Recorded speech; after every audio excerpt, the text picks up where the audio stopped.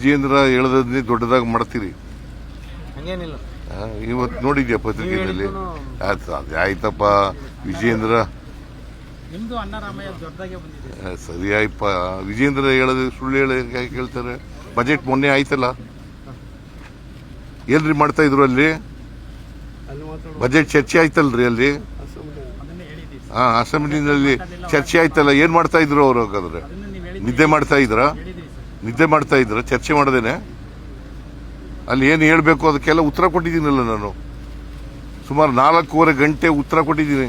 Budget ಮೇಲೆ ಚರ್ಚೆಗೆ 4.25 ಗಂಟೆ ವೈಟ್ ಪೇಪರ್ ಯಾಕಪ್ಪ ಮಂಡಿಸ್ಬೇಕು? ಬಜೆಟೇ ವೈಟ್ ಪೇಪರ್ ಅಲ್ವಾ? ನೀವು ಅದನ್ನು ಕೇಳೋದೇ ಇಲ್ಲ. ವೈಟ್ ಪೇಪರ್ ಅಂದ್ರೇನು?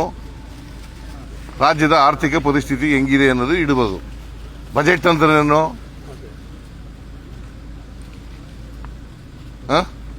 ಆಯ ವ್ಯಯ ಲೆಕ್ಕ ಇಡೋದು. ಸರಿ, ಬೊಮ್ಮಾಯಿ ಅವರು ಕೂಡ ನಿನ್ನೆ ನಿಮಗೆ ಸಾಲದ ದಾಖಲೆಗಳನ್ನ ಕೊಡಿ, 25% ಲೆಸ್ ದನ್ 25% ಇದೆ ಅಂತ ಹೇಳಿದ್ರಿ. 24.94 ಹೇಳಿದ್ರಿ ನೀವು. ಅದರದ್ದು ದಾಖಲೆ ಕೊಡಿ ಅಂತಾರು ಯಾರು? ಬೊಮ್ಮಾಯಿ ಅವರು. ದಾಖಲೆ ಬಜೆಟ್ ಅಸೆಂಬ್ಲಿನಲ್ಲೇ ಇಟ್ಟುವಲ್ಲಯ್ಯ. ತೆರಿಗೆ ನಾವು ಸಾಲ ಮಾಡಿದ್ದು ಅವ್ರು ಸಾಲ ಮಾಡಿದ್ದು ಎರಡನ್ನು ಕಂಪ್ಯಾರಿಸನ್ ಕೊಡ್ಲಿ. ಹೌದು, ಕಂಪ್ಯಾರಿಸನ್ನೇ ಇಟ್ಟಿದ್ದು. ಬಜೆಟ್ ಅಸೆಂಬ್ಲಿನಲ್ಲಿ ಇಟ್ಟಿದ್ದೀನಿ. 5,30,000 ಕೋಟಿ ಅವರು ಸಾಲ ಮಾಡಿದ್ದದು. 50,000 ಕೋಟಿ ನಾವು ಮಾಡಿರೋದು. ಯಾವುದೋ ಒಂದು ವರ್ಷದ್ದು ಹೇಳ್ತಾರೆ. ಅವರು 4 ವರ್ಷ ಇದ್ರಲ್ಲಪ್ಪ. ಗ್ಯಾರಂಟಿ ಯೋಜನೆಗಳಿಗೆ ನಮ್ಮ ವಿರೋಧ ಇಲ್ಲ ಅಂತ ಇದ್ದಾರೆ ಈಗ ಸದಾನಂದ ಗೌಡರು. ಗ್ಯಾರಂಟಿ ಯೋಜನೆಗಳಿಗೆ ನಮ್ಮ ವಿರೋಧ ಇಲ್ಲ, ಅದ್ರ ಹೆಸರಲ್ಲಿ ನುಗ್ತಾ ಇದಾರೆ, ಹಣ ನುಗ್ತಾ ಇದಾರೆ ಅಂತ ಇದ್ದಾರೆ. ನೇರವಾಗಿ ಅವ್ರಿಗೆ ಲೆಕ್ಕ ಅವ್ರ ಅಕೌಂಟ್ಗೆ ಹಾಕ್ಬಿಡ್ತೀವಲ್ಲ. ಲಂಚ ಎಲ್ಲಿ ನಡೀತದೆ? ನೇರ ವರ್ಗಾವಣೆ. ಈಗ ಗೃಹಲಕ್ಷ್ಮಿ ಯೋಜನೆ 2,000 ರೂಪಾಯಿ ಅವ್ರ ಅಕೌಂಟ್ಗೆ ಕೊಟ್ಬಿಡ್ತೀವಿ. ಲಂಚ ಹೆಂಗ್ ನಡೀತದೆ? 12 ತಿಂಗಳಲ್ಲಿ 2 ತಿಂಗಳು ಕೊಟ್ಟಿಲ್ಲ ಅಂತ ಅದು ಕೊಟ್ಟಿಲ್ಲ, ಕೊಡ್ತೀವಿ. ಸರ್, ಈಗ ಅಭಿವೃದ್ಧಿ ಯೋಜನೆಗಳಿಗಾಗಿ ಏನು ಗುತ್ತಿಗೆದಾರರಿಗೆ ಬಹಳಷ್ಟು ದುಡ್ಡು 26,000 ಕೋಟಿ ಬಾಕಿ. ಅದಾಯ್ತು, 28,000 ಕೋಟಿ ಅವರು ಎಷ್ಟು ಬಿಟ್ಬಿಟ್ಟು ಹೋಗಿದ್ರು ಗೊತ್ತಾ? 29,000 ಕೋಟಿ ಅವ್ರು ಬಾಕಿ ಬಿಟ್ಬಿಟ್ಟು ಹೋಗಿದ್ದು.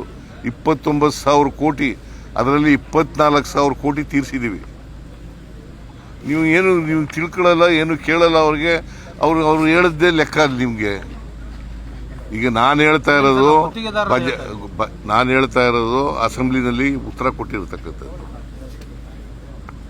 ಇಲ್ಲಿ ಬೇರೆ ಕಡೆ ಕೊಟ್ಟಿಲ್ಲ, ಅಸೆಂಬ್ಲಿನಲ್ಲಿ ಉತ್ತರ ಕೊಟ್ಟಿರೋದು ಅವ್ರ ಎದುರುಗಡೆನೆ ವಿತ್ ಡಾಕ್ಯುಮೆಂಟ್ಸ್. ಸುಮ್ಮನೆ ಅವ್ರು ಏನೋ ಹೇಳ್ತಾರೆ, ನೀವು ಅದನ್ನೇ ಕೇಳ್ತೀವಿ. ಏನ್ ಮಾಡಕ್ಕಾಗುತ್ತೆ? ನಾವು ಯುದ್ಧದ ಪರಿಸ್ಥಿತಿ ಇದೇ ರೀತಿ ಮುಂದುವರೆದ್ರೆ ಬಹಳಷ್ಟು ಜನಜೀವನ ಅಸ್ತವ್ಯಸ್ತ ಆಗೋ ಸಾಧ್ಯತೆ ಇದೆ. ಯಾವುದು? ಇರಾನ್ ಮೇಲೆ ಯುದ್ಧ ಸರ್. ಇರಾನ್ ಯುದ್ಧ ಅಂತೇಳಿ ಯದ್ವಾತದ್ದು ಬೆಲೆ ಏರ್ಸಂತ ಇದೆಯಾ? ಅಲ್ಲ ಸರ್, ಅದಕ್ಕೆ ತಮ್ಮ ಸಿದ್ಧತೆ ಹೇಗಿದೆ ಅಂತ ಸರ್ಕಾರ? ನಮ್ದಲ್ರಿ, ಕೇಂದ್ರ ಸರ್ಕಾರ ಮಾಡಿರೋದು ಇದು. ರಾಜ್ಯದ್ದು ಏನಾದ್ರು? ರಾಜ್ಯದ್ದೇನಿಲ್ಲ. ಅವ್ರಿಗೆ ಕೊಟ್ರೆ ನಾವು ವಿತರಣೆ ಮಾಡ್ತೀವಿ ಅಷ್ಟೇ. ವಿತರಣೆ ಮಾಡೋದಷ್ಟೇ ನಮ್ಮ ಕೆಲಸ. ಪೆಟ್ರೋಲಿಯಂ ಪ್ರಾಡಕ್ಟ್ಸ್ನ ಯಾರು ಮಾಡೋರು? ಸೆಂಟ್ರಲ್ ಗೌರ್ಮೆಂಟ್ ಅಲ್ವಾ? ಮೊನ್ನೆ ಅವರು 10 ರೂಪಾಯಿ ಟ್ಯಾಕ್ಸ್ ನ ತೆಗೆದ್ರು ಸರ್. ಆತರ ನೀವೇನಾದ್ರು ಟ್ಯಾಕ್ಸ್ ತೆಗಿತೀರಾ ಅಂತ? ಯಾರು? ಈಗ ಇವರು ಪೆಟ್ರೋಲ್ ಮೇಲೆ ತೈಲದ ಮೇಲೆ ತೆಗೆದ್ರು. ಕೇಳ್ರಿ, ಇಲ್ಲಿ ತೈಲ ನಾವು ಬೆಲೆ ಇದೆಯಲ್ಲ, ಇಲ್ಲಿ ಪಕ್ಕದ ರಾಜ್ಯಗಳಿಗೆಲ್ಲ ಹೋಲಿಕೆ ಮಾಡಿ ಬೆಲ್ಕೆ ಅದಕ್ಕಿಂತ ಕಡಿಮೆ ಪಕ್ಕದ ರಾಜ್ಯಗಳಿಗಿಂತ ತಮಿಳುನಾಡಿಗಿಂತ ಕಡಿಮೆ ಇದೆ, ಮಹಾರಾಷ್ಟ್ರಕ್ಕಿಂತ ಕಡಿಮೆ ಇದೆ, ಕೇರಳಕ್ಕಿಂತ ಕಡಿಮೆ ಇದೆ, ಆಂಧ್ರ ಪ್ರದೇಶಕ್ಕಿಂತ ಕಡಿಮೆ ಇದೆ. ಹಾಗಾದ್ರೆ ಏನಾಗ್ತದೆ? ಯದ್ವಾತದ್ವ ಕಮ್ಮಿ ಇದ್ಬಿಟ್ರೆ